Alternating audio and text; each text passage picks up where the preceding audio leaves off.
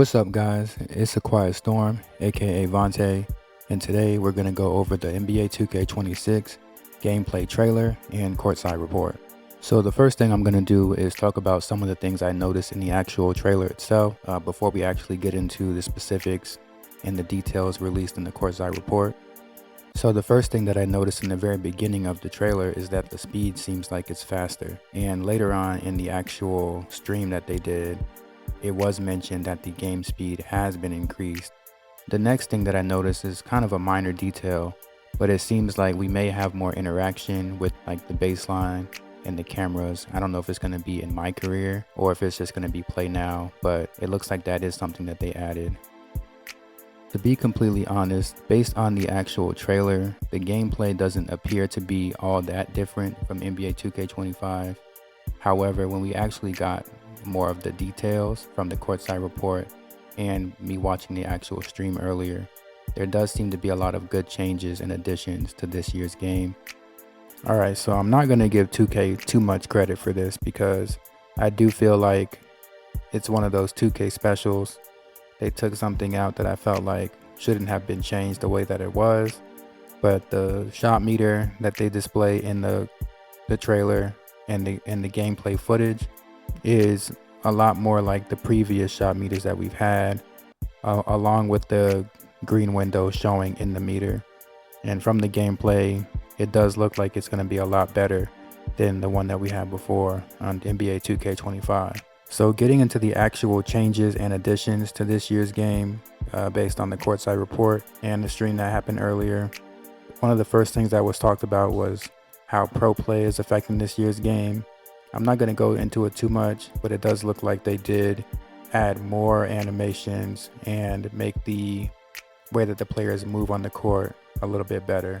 They said that there's going to be a lot less sliding with the players' feet, things like that. The only question I had about that was if some of the more unrealistic movements like dexing is going to still be in the game, because those moves are very unrealistic, and it does seem like if they really did change the foot planning and things to make it a lot more realistic this year, then really dexing should not be possible. Some of the unrealistic off-ball movement shouldn't really be possible. But they've mentioned better foot planting in previous games, so you could just take that with a grain of salt. I'm not really sure how it's going to look once we get the hands on the game. A pretty significant change was the rhythm shooting, which was discussed in the courtside report and in the stream. So basically what they've said is that you no longer have to match the animation when you rhythm shoot, but now what you do with the right stick reflects what your player does on screen. And it sounds to me like pretty much you can release the ball early if you want to release the ball early, if you want to shoot quicker, or if you want to shoot a little bit slower in order to like throw the defense off. That's also an option for you. There's no right timing, but it's kind of hard to understand without actually trying it out.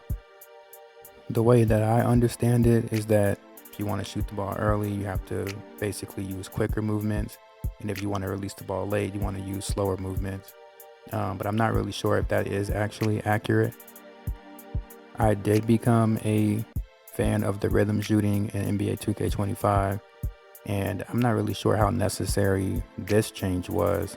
I just feel like it needs to work all the time, because in 2K25 there's some times where you try to rhythm shoot and the game doesn't recognize you tried to rhythm shoot, and now your shot is like very late and now you're missing an open shot. You feel like you did it correctly, but it just didn't register in the game. So honestly, they could have kept it pretty much the same. I don't really care.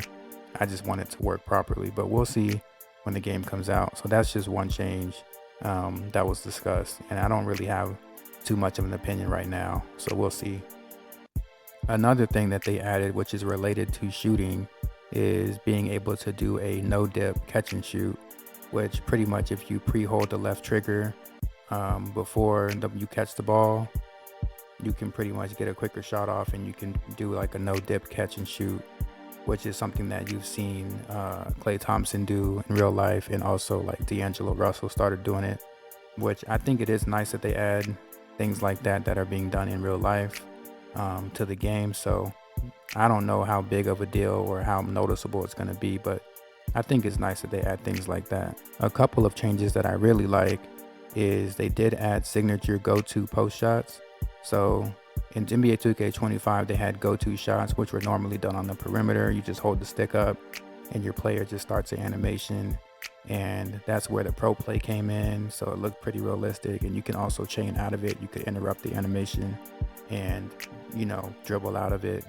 But now they're adding go-to post shots. So if you're in the post and you hold the stick up, you'll start a signature animation for post players.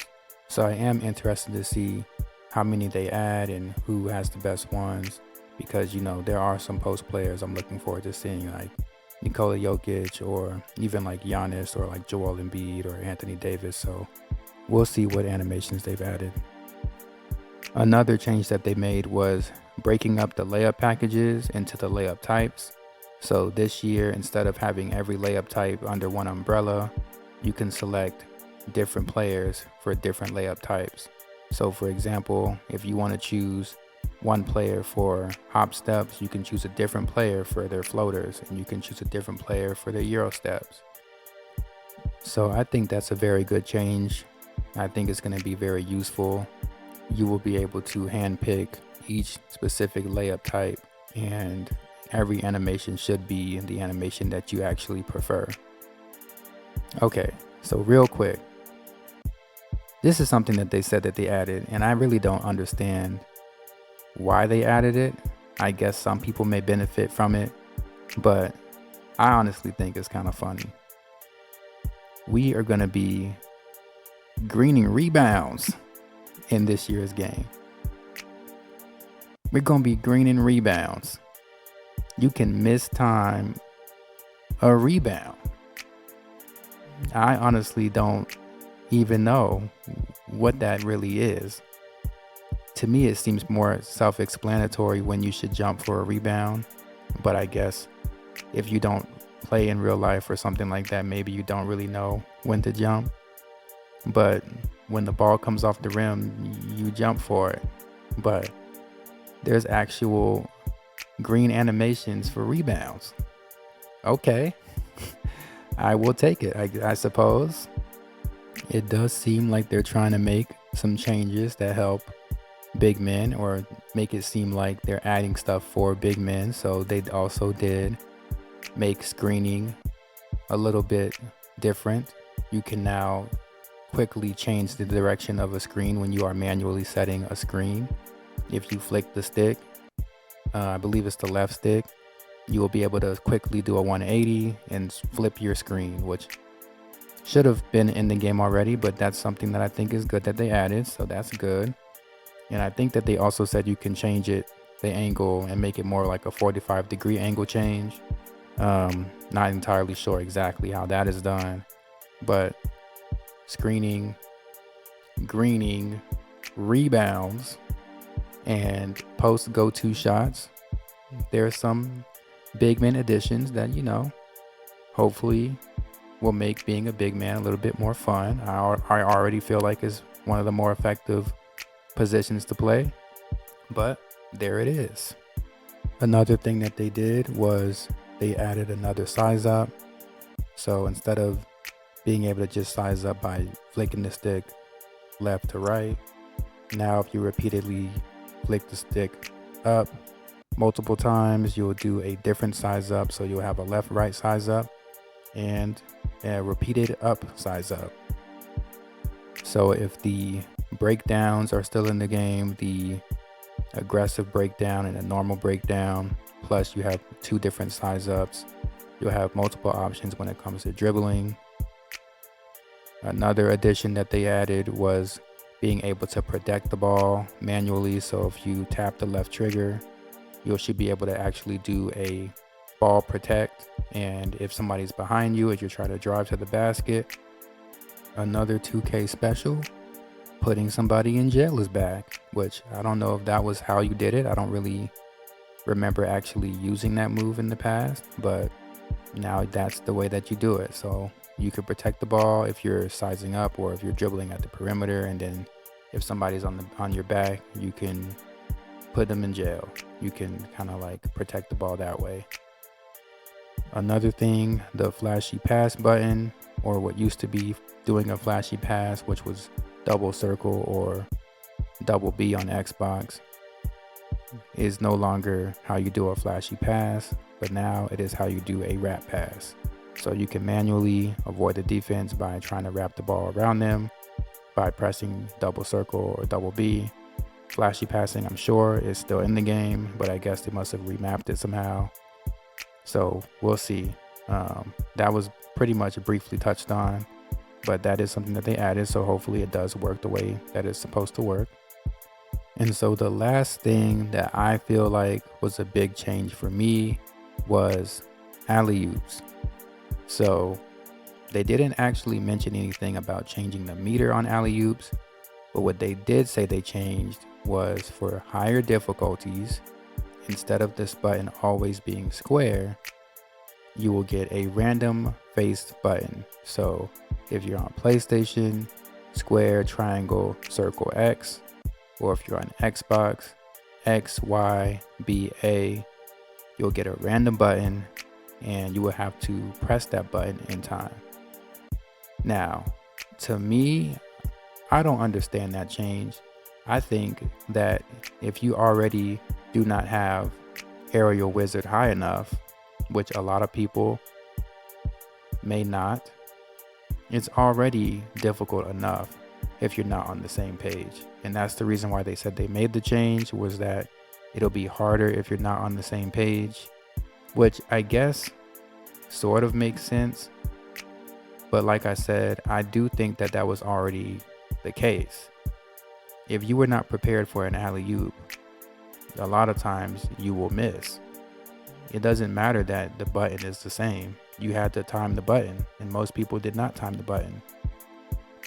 Even I, if I'm not like prepared for an alley-oop, I've messed them up. And I feel like I've been playing 2K my whole life, and alley-oops already seem kind of difficult. Not normally, but if you're not on your A game, I feel like you could mess them up. If you're not prepared for it, you could mess it up. So I don't particularly think that was necessary, but we will see. In the stream, it was mentioned, and it did seem like the response was a little bit negative. I personally don't understand the change, and I don't really think it was necessary, but we'll see how easy or hard it is. If it is universally hated, maybe they'll change it, or maybe they'll basically make catching alley-oops a little bit too easy. Who knows? But we will see. That's really most of the gameplay changes that I really cared about. They did mention some changes to the AI, better help defense, and better driving kick awareness. So a lot of that information is going to be in the courtside report. I will put it in the description below. So if you are interested in actually reading the courtside report, then I definitely recommend doing that. A lot of information in there, and there is a little bit of like clips that you may be able to see. Mike Wang and Tyrese Halliburton also did a little bit of a breakdown, so I recommend watching that. But let me know what you think about the gameplay changes. Do you like them? Do you not like them? Does any of this information make you excited about the new game, or are you still in the same position? Are you not excited? Let me know in the comments. And if you don't mind, if you don't want to waste your time, click that like button and subscribe if you want. And if you don't want to, still hit the button. Maybe, or maybe not.